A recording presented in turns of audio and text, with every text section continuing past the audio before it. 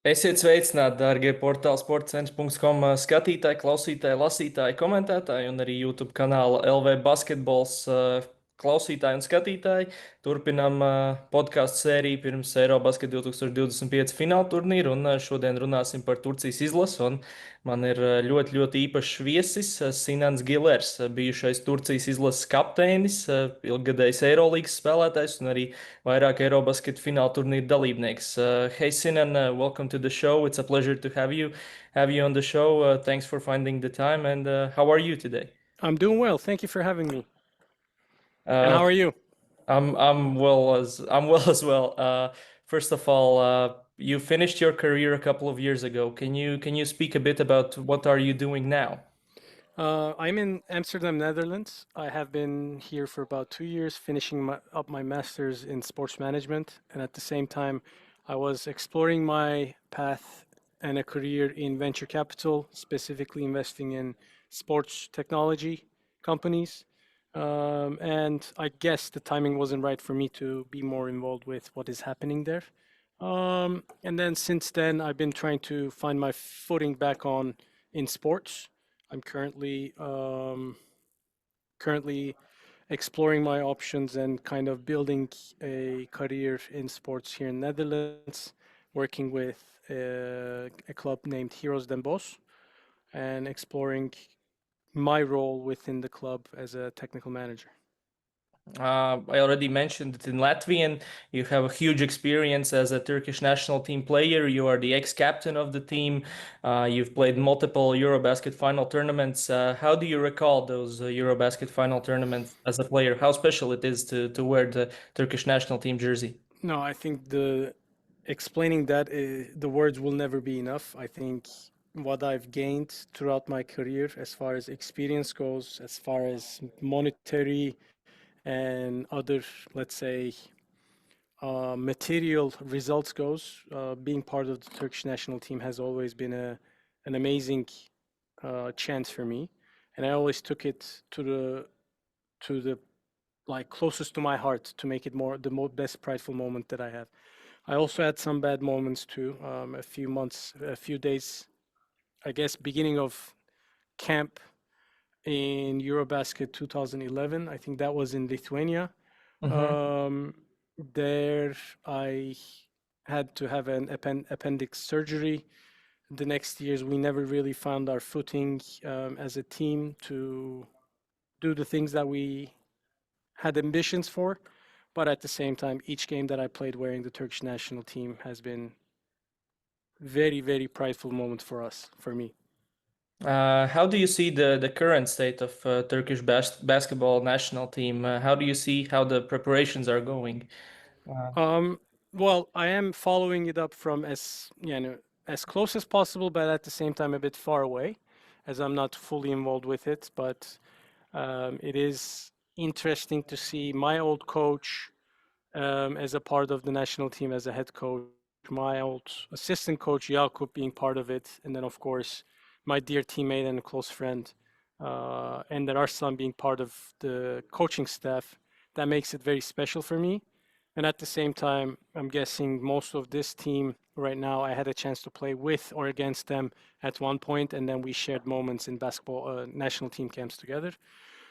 We have a extremely talented team. I think everybody's aware of that. The key thing for us is how the chemistry in this team is going to show up on court. And I think in the preparation games, in the exhibition games, we saw the improvement on that as far as I see. And then let's hope for the best. we'll talk about Coach Ataman in a bit, but for now, let's stay with the team.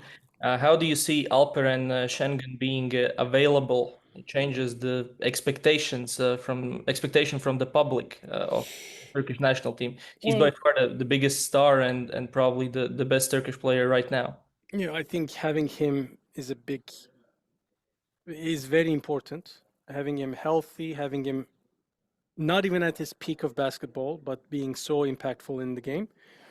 And for me, coming from the player side, I'm not really worried about the expectations outside of that group. There will be good expectations, there will be bad expectations. But whatever those, they're usually kind of staying outside of it. And I know the players are focused on what needs to be done. And to get the job done, you need to make sure you're in an advantageous position with it coming out of the group stage. And then, of course, how you kind of start playing the elimination games. And Alperen has been the center of attention for Turkish basketball for some years now. And I see that he also enjoys that and he feeds off from that. And I know that he's going to do great things in this tournament.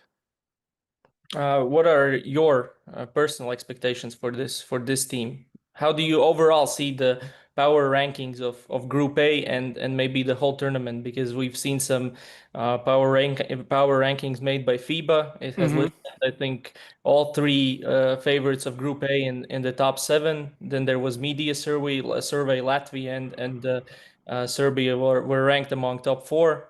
How do you see it from your side? I'll just speak from my side and focusing on Turkish team. I think one of the FIBA power rankings puts us on 4th, if I'm correct. We are a big contender for medal, and as you mentioned, we're gonna get to Ataman, but whatever Ataman joins, it's winner go home type of situation. So he's not expecting anything less from the players, and he's making sure that everyone within the organization, within the national team, and outside of it knows that. For me, as I mentioned just before, and I've been in situations where we met up the expectations, we exceeded the expectations, and we never come too close to the expectations. And I don't want to put anything onto the players that's something that I didn't really want to feel. I think that we have a great potential, and if we find the right chemistry when game time starts, which is 7 days from now, I think we're going to do great things. You guys have just one medal in EuroBasket tournaments. You yourself have a medal with the national team, but it was in the World Cup. Yes. Do you have this team has what it takes to repeat the 2001 generation's successes? You know,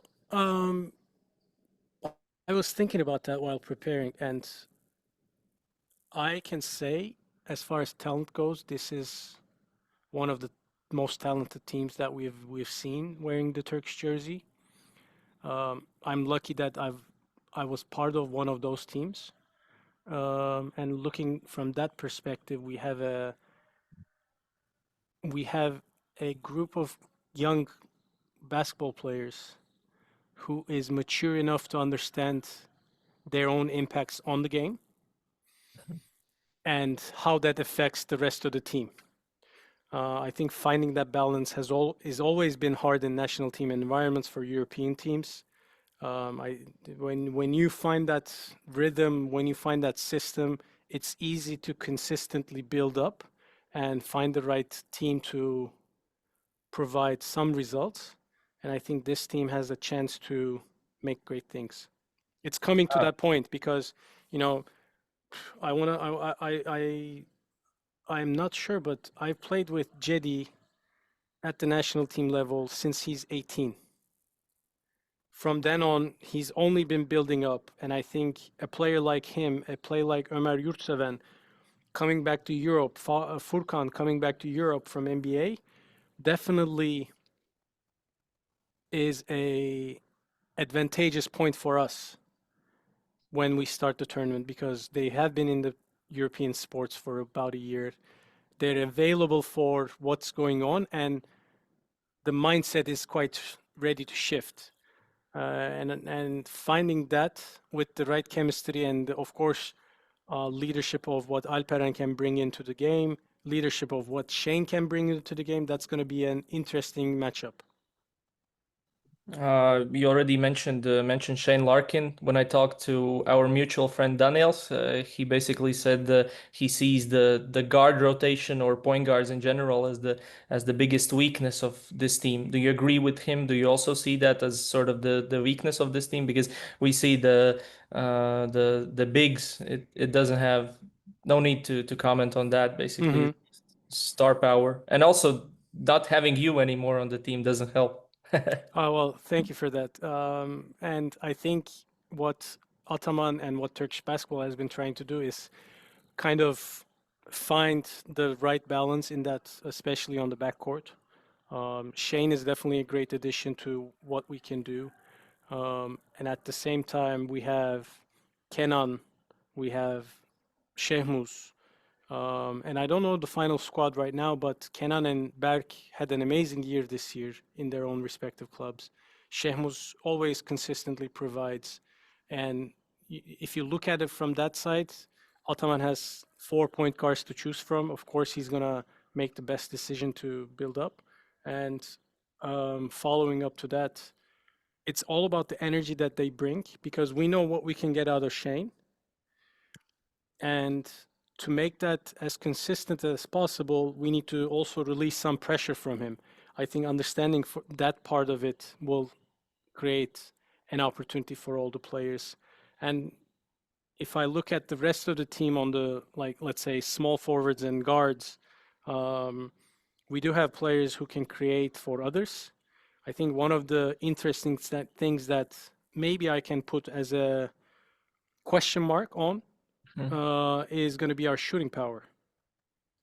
We do need some outside threat to release the pressure from the bigs, and let's hope for the best on that side. Speaking about Shane, I understand before announcing the list of the candidates of the national team, it was basically him or Tarik Biberovic for the naturalized player spot. Did you see that as a sort of a big discussion? Who should the national team pick, or for you it was a no-brainer? It should be Shane. I'm glad I'm not in a position to make that decision, and I'm not going to put both great players who I didn't play with Shane, but I feel close to him, and I played with Tarık enough to learn what kind of character he is and what he puts into the game to improve himself. So I'm not going to put myself in a position to make that decision. Naturalization and bringing in players like that is already a tough conversation to have. But at the same time, I think it was quite clear when Shane was on a podcast with Elijah Bryant having Ataman as a guest that he basically announced that he wants to be a part of the team. I think that's a key signal. If a player wants to be there, we have to make sure that we provide something for him. If I were in that position, that's how I would think. And I know that the Turkish Federation trying their best on bringing on Tarık as an additional player to the system because he has been with Turkish sports for such a long time. I also recall rumors about possible naturalization of Kendrick Nunn. How close or far do you think those talks were? I have no. I mean, for that kind of information, I think using what has been portrayed on the media from the federation side and from Coach Ataman's side is the best thing. I have not enough information to comment on that. Okay, no worries. Everyone knows the biggest stars of Turkish basketball. Speaking of Alperen, of Shane, Jedi, Furkan, all those guys who have played in the NBA. But who would you pick as the guy that might surprise us and the Latvian fans should pay attention? Maybe I don't know, maybe a glue guy who's like really important to the team, but doesn't show it on in the box score. I will try to bring this out from a point where who is the closest type of players to me, and of course better. I really like Onur Alpbitim, the way that he plays, the way that he shows energy on both sides of the court, and the way that he does not back down. That I think holds a lot of courage, a lot of ambition to it. So those are one of the players that I really like that could do a lot of great things for the team that's kind of under the radar. I think that at this point, from other names that I mentioned already, that can be it. Adem Bona?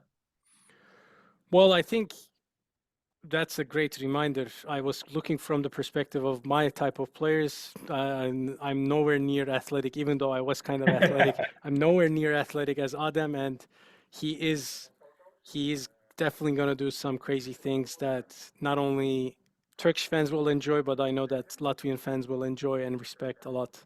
Have you seen anything on the media? How is his situation? I saw he was limping yesterday after Lithuania's game. I have not heard, or I have not heard anything. No.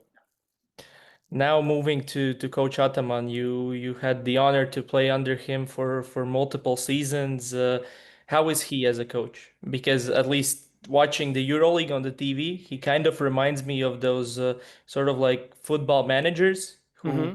might leave the tactical things to his assistants and is more like a people manager, let's say, if you get what I'm saying. No, I Is think are, is it true what I'm saying? How do you see it? I think there is part truth in what you're saying, but that doesn't mean that he's not involved with the tactical Of side, course. and he has a he has an he has a um, he has a simple philosophy in the game, and that doesn't mean that it's not complicated, but it's just like basic stuff that needs to be done. And in my time, he knew and portrayed and told what he needed from the players constantly, and that came through different versions of him doing it. And from what I'm watching, and I'm watching closely what he's doing because he's so close to me as a coach and as a big brother and as a mentor, I'm watching his transition from what he was like when he was my coach to what he has done in FS and then what he's doing now in Panathinaikos in a different lens because of that. And I know that he's, of course, involved with the data of the game and what needs to be done. I know that some of the players in Panathinaikos were kind of sharing like some insights on how he records statistics in the game and practice also, which reflects on the playing time in the game. So there are different approaches that he's doing, and I really enjoy watching his impact on the game that he has been doing. I think he's definitely the top 2 or 3 coaches of last 15 years of basketball in Europe, and I'm glad to be part of some part of that era. Since you know him personally well, how do you think he manages all this crazy schedule as a human being? Basically, he works in a EuroLeague club, then goes to the national team, and basically does he's doing it at the highest possible level. Because, for example, our national team coach Luka Banki, he coached Efes for the second part of last season. Yeah. And always talking about the schedule, how hard it is, how they don't even have time to train to prepare, how rough the schedule is overall. How do you think Ataman is managing it as a human being? His I don't know whatever his relationships, his health, his life in general, because it seems crazy that he's achieved so much with and this schedule doing it for multiple years now. Uh, I think it comes to knowing what you want and what you don't want. And from my perspective, Ataman knows how to turn his coaching side off, to turn back to his family, spending time there. I don't know if he's turning off the coaching enough because Sarp is with him most of the time now. He's growing up and they're also always involved in whatever's happening with basketball. But at the same time, he definitely knows when to rest and how to rest to make sure that he's focused and ready to go for when the game time comes. Since you're Turkish, I have to ask you, I've just seen it on social media. Is Sarp going to be a coach? Because that's how it seems from the social media side. He's shadowing the best, one of the best of the best doing it. So I wouldn't be surprised if he gets to become a coach and does it at a great level. Um, but at the same time, it's a question to be asked to him at this point because I know he's He's still a also kid. yeah, playing, but I know that he knows basketball enough to make great coaching career out of that. Overall, how do you see the opponents of Turkish national team in the group stage? Who do you see as the most dangerous opponents for Turkish national team? Is it So, Serbia? so How? I mean, Serbia is definitely a threat, Mhm. definitely a medal contender. So we need to understand how to play against that type of opponent. having Latvia and having a home court advantage, we all know how effective that is, and we have to be careful of that. That's how it seems the power rankings move towards, where us three are going to be involved in what's happening. But at the same time, group stages are always full of surprises, so we don't know what can happen with the other games that we're going to play. And remind me, we have Estonia and Portugal and Czech Republic. Portugal and Czech Republic. Sorry, apologize for that. And we know the talent that Czech Republic has. I got carried away because Estonia is in the groups of, I think, the World Elimination Round that was announced today. So we know the talent that Czech Republic has. That's also a team that could create a danger depending on how healthy they are. Then, from my understanding, that it is a bit under the radar for this point, but at the same time, you never know with the experience that they have. So I think it's going to be an interesting group stage, and we know what needs to be done to get to the next spot. Thank you so much, Sinan, for taking the time. I really appreciate talking to you. Thank you. Huge legend of the game. So best of luck. Thank you. I appreciate it. Enjoy the tournament. I know having it at hometown feels a lot different, and you're gonna get to watch a lot of great basketball. Enjoy every moment of that. Thank you. Thank you.